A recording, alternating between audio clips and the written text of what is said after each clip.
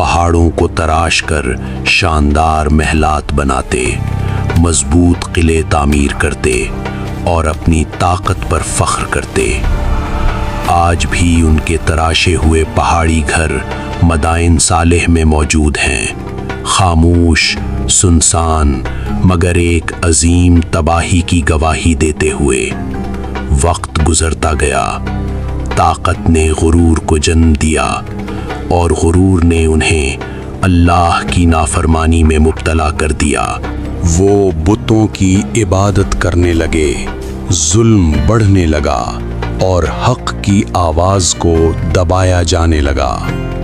اللہ تعالیٰ نے ان کی ہدایت کے لیے انہی میں سے ایک نبی کو بھیجا، حضرت صالح علیہ السلام۔ انہوں نے محبت اور شفقت سے کہا، اے میری قوم، صرف ایک اللہ کی عبادت کرو، غرور چھوڑ دو، ظلم چھوڑ دو، اسی میں تمہاری کامیابی ہے۔ لیکن طاقت کے نشے میں ڈوبی قوم نے انکار کر دیا۔ وہ ہنسنے لگے، مذاق اڑانے لگے اور کہنے لگے،